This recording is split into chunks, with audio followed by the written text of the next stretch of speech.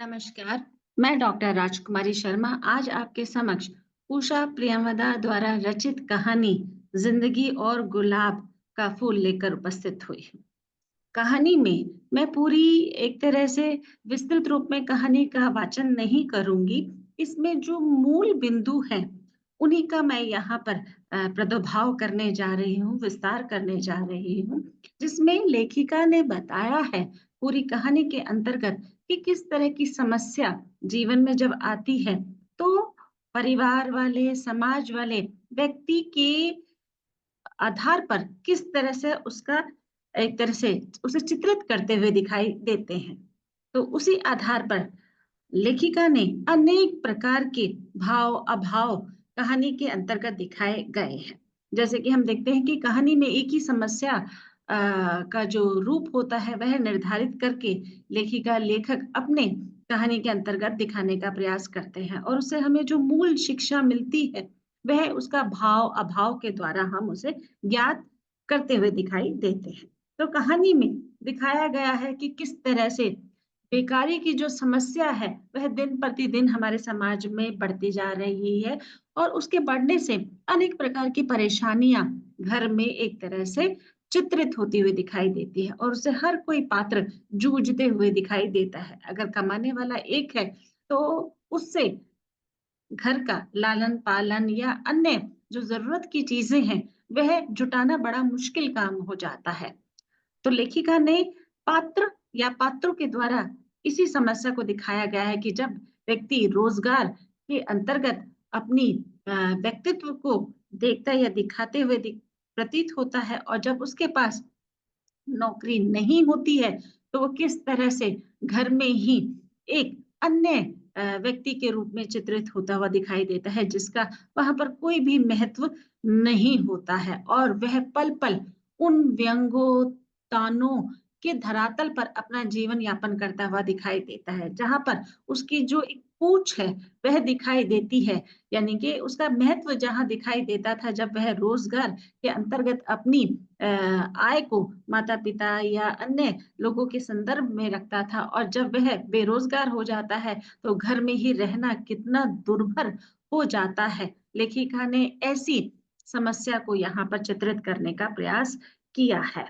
हम देखते हैं कि कहानी में पूरी तरह से जितने भी पात्र हैं, वह किस तरह से अपने अभावों के कारण अपना जीवन बहुत ही बोझिल रूप में जीते हुए दिखाई देते हैं। कहानी एक मध्यम वर्गीय परिवार से है, जिसमें एकाकी और बेरोज़गारी की जो समस्या है, उसको चित्रित किया है। मध्यम वर्गीय परिवार में बेरोज़गारों या बेरोज़गार से पीड़ित युवक की स्थिति परिस्थिति को बताया गया है, क्योंकि हम देखते हैं कि रोज़गार होता है तभी जीवन एक तरह से सुचारू रूप से चलाने या चलने के लायक व्यक्ति बना पाता है। अगर वह बेरोज़गार है, तो वह अपने आप में अपना जीवन एक तरह से उदासीपन के धरातल पर या बोझिल रूप में या बेकार के रूप में जीता हुआ दिखाई देता है। मध्यम वर्गीय परिवार में नौकरी ना मिलने पर पारिवारिक अ, रूपों में किस तरह से अस्त-व्यस्त की जो समस्या है या उथल-पुथल जो हो जाती है, उसको भी यहाँ पर दिखाने की कोशिश की है। हम देखते हैं रोज़मर्रा में जो हमारे जीवन के जो क्रियाकलाप है, वो कहीं न कहीं पैसों से जुड़े हुए दिखाई देते हैं। पैसा है, तो वो क्रियाकलाप पूरे होते हुए दिखाई देते हैं, नहीं तो उनमें भी अनेक प्रकार की बाधा उत्पन्न होती हुई दिखाई देती है, जिससे हम देखते हैं कि परिवार के हर एक सदस्य पर उसका जो प्रभाव है, वह पड़ते हुए दिखाई देता है।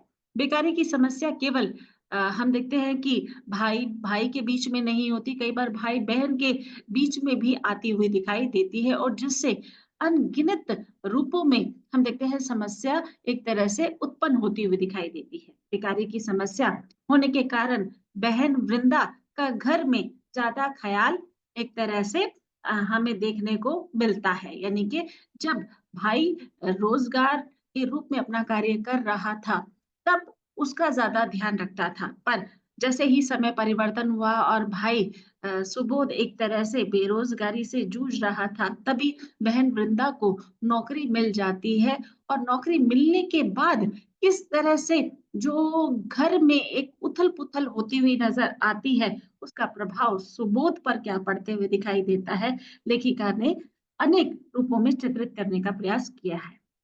हम देखते हैं कि बहन वृंदा का घर में ज़्यादा ख़्याल रखा जाता है। पहले घर में सुबोध का अधिक ध्यान रखा जाता था। जब से उसकी नौकरी चली गई, तब से उसकी दिनचर्या ही एक तरह से बदल गई। वृंदा नौकरी करती है, माँ के व्यवहार में भी बदलाव आ जाता है। हम देखते हैं कि हर एक घर के प्राणी में बदलाव आता हुआ दिखाई देता है, क्योंकि जिससे हमारी ज़रूरतें हमें पूरी होती हुई दिखाई देती है, उसके हम आगे-पीछे घूमते हुए दिखाई देते हैं।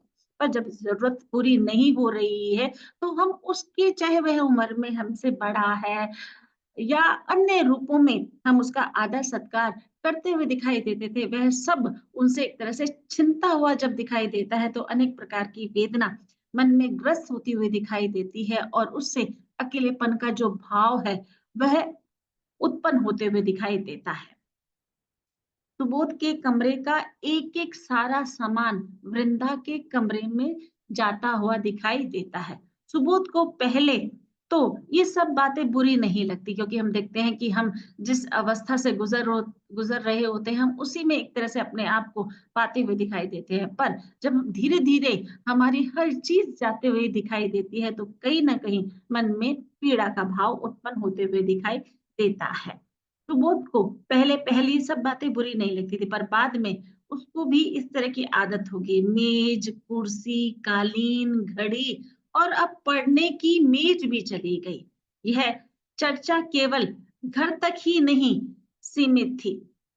उसकी प्रेमिका की भी शादी तय हो गई। इससे भी दुःख की बात सुबोध के लिए यह थी कि वह अपनी छोटी बहन की शादी नहीं कर पाया, क्योंकि हम देखते हैं कि बड़े भाई के कंधों पर एक तरह से सब लोगों का जो कार्यभार होता है, वो होता हुआ दिखाई देता है। पर जब वह पूरा नहीं होता, तो मन में अनेक प्रकार की पीड़ा जन्म लेती हुई दिखाई देती है। और जब उसकी प्रेमिका उसे छोड़कर चली जाती है, तो वह गहन अंधकार में अपने आप को धँसते हुए दिखाई देता है। सुबोध मन ही मन सोचता है कि रिश्ते कितनी जल्दी बदल जाते हैं। रिश्तों को पल नहीं लगता बदलने में। सुबोध वृंदा की ओर देखता हुआ सोचता है कि पहले मेरी छोटी बहन मेरे आगे-पीछे घूमा करती थी। ज़रा-सी देर में ही सारे काम कर दिया करती थी। मेरे लिए खाना गरम करने से लेकर मेरे जूते, चप्पल, कपड़े, अन्य प्रकार की जो वस्तु है, उसका वह ध्यान रखती थी। पर जब से नौकरी गई है, तब से वह मेरी ओर देखती भी नहीं, ना ही वो मेरा ख़्याल रखती है। वृंदा अब तो सब एक तरह से उस पर हुक्म चलाती है। बड़े होने के बाद भी इंसान जब छोटा होता है और वह आय के रूप में अपना कार्य करता हुआ दिखाई देता है, तो वह अपने आप को सर्वोत्तम रूप में आँकने लगता है, जिससे कि अनेक रूपों में हम देखते हैं परेशानियाँ जन्म लेती हुई दिखाई देती है। दूसरा, अपनी प्रेमिका के साथ उसका संबंध टूट जाता है। वह अपनी स्थिति को कोसता है कि पहले जब उसे नौकरी नहीं मिली थी या जब उसे नौकरी मिली थी, तब वह उसने सबका बहुत ध्यान रखा। पर जब से वृंदा को नौकरी मिली है, तब से वह अपने आप में ही एक तरह से खोई हुई दिखाई देती है, किसी का कोई ध्यान नहीं रखती। उसकी सारी समस्या का मूल कारण उसकी नौकरी का चले जाना है और दूसरी नौकरी ना मिल पाना। उसको लगता है कि घर में उसकी जगह केवल एक नौकर जैसी ही हो गई है। उसके साथ सब नौकरों जैसा ही बर्ताव करते हैं, चाहे माँ है, चाहे उसकी छोटी बहन वृंदा है। इस रूप में लेखिका ने आत्म-संवेदन, आत्म-पीड़न व एकाकीपन के अलग-अलग रूपों को यहाँ पर प्रस्तुत किया है। मेरा मानना ये है कि जब तक इंसान के पास नौकरी होती है, भगत अ, घर परिवार में एक तरह से बनी हुई दिखाई देती है। जैसे ही नौकरी चली जाती है, अनेक प्रकार से उसमें कमियाँ, दोष निकालने की हर कोई भरसक कोशिश करते हुए दिखाई देता है। बेकार होना अपने हाथ में नहीं है, पर हमारी व्यवस्था, हमारी जो उच्च शिक्षा है या हम देखते हैं कि व्यक्ति छोटी नौकरी करना नहीं चाहता, बड़ी मिलती नहीं है और बीच में उसे वो संतुष्टि मिलती नहीं है। तो नौकरी के भी अलग-अलग मायने हो गए हैं। जबकि हमें ये सोचना चाहिए, देखना चाहिए कि अपने शैक्षिक वातावरण के अनुसार हमें जो नौकरी मिल जाए, हमें कर लेना चाहिए। हम अनेक प्रकार से अपने घर परिवार में अपनी जब एक व्यवस्था को कायम करते हुए दिखाई देते हैं, तो उसमें हमारे अलग-अलग तरह के भाव, अभाव भी आते हुए दिखाई देते हैं। पर नौकरी चले जाने के कारण अनेक प्रकार से आत्मग्लानि का जो भाव उत्पन्न होता है, उसे पात्र झेल नहीं पाता और वह अंधकार में धीरे-धीरे एक तरह से डूबता चला जाता है, जिसके कारण उसे असुरक्षा, अर्थहीनता का बोध लगातार होते हुए दिखाई देता है। बच्चों, अगर इस कहानी के संदर्भ में आपके किसी भी तरह के कोई प्रश्न हैं, तो आपको व्याकुल करते हुए दिखाई देते हैं, तो आप अपने कमेंट बॉक्स पे जाकर अ, उन प्रश्नों को वहाँ पर लिखिए और जितना संभव हो पाएगा, मैं उत्तर देने का प्रयास करूँगी। धन्यवाद आपका।